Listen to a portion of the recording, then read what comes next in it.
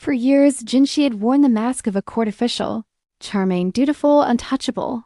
But now Mamo saw what lay beneath the silk and smiles, a man raised in shadows, a prince exiled not by distance but by silence, a weapon kept hidden until the right time, and that time had come.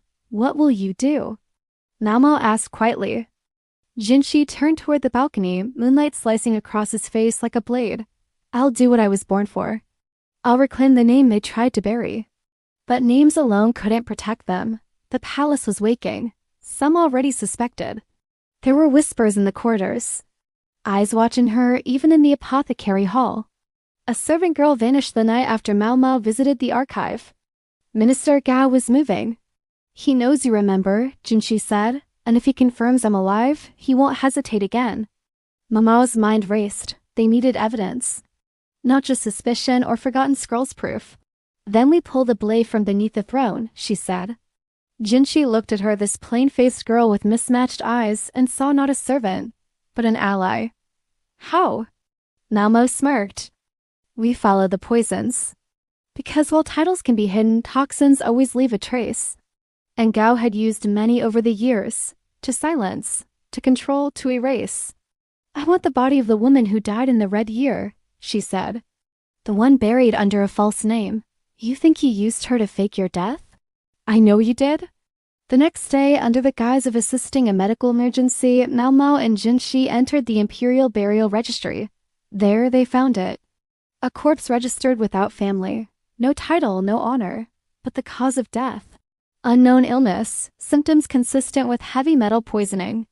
Mao Mao pried open the coffin gloved, steady, and extracted a sliver of hair and nail. Later, under her lamp and tools, she tested it. And there it was, arsenic sulfide. Exactly the same as what almost killed Jinshi. This woman, this stranger, had died in his place. Used?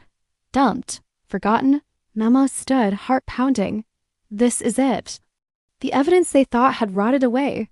Jinshi's jaw tightened. Then it's time we speak a name this palace tried to erase. Not mine. Gao's. The palace had buried many sins. But now Mao Mao and Jinshi were digging them up, one bone at a time. See, when you get right down to it, identity is such a fragile thing. One minute you have it, the next you don't.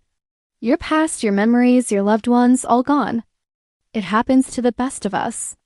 But today we're exploring a different kind of loss, one that runs deeper than memory. Join me, won't you? We're going back to a time of silks and secrets, of hidden blades and buried truths. Where a single wrong move could cost you everything but one thing, your name. Our story begins in a world where appearances are everything. In this opulent realm, our hero Jinshi has it all, looks, status, even his secret identity as the crown prince. Life is a game of appearances. You see, Jinshi has mastered the art of deception, hiding his true identity as the crown prince from everyone except his close allies. His late father, the emperor, had arranged for Jinshi to be swapped as a babe with the emperor's concubine as son in order to keep the royal bloodline pure. This way, the real heir apparent would be safe from harm while growing up incognito. And so Jinshi navigates the treacherous waters of the imperial court as both a high-ranking official and a secret prince. He's charming, dutiful, untouchable. But beneath that flawless facade lurks a simmering resentment, a quiet rage against the father who sacrificed him and the mother who abandoned him. Jinshi is a man on the edge, a powder keg waiting for a spark. And that spark comes in the form of a curious maid named Mao Mao. With her mismatched eyes and sharp intellect, Mao Mao becomes Jinshi's confidant, helping him navigate the pitfalls of court life while also uncovering clues about his true parentage. Their unlikely friendship becomes a lifeline for Jinshi, offering him the emotional support and understanding he's craved for so long. Together, they'll confront the machinations of Jinshi's enemies and the ghosts of his past. But as the truth of his identity is revealed, Jinshi must decide whether to embrace his birthright or continue to live in the shadows.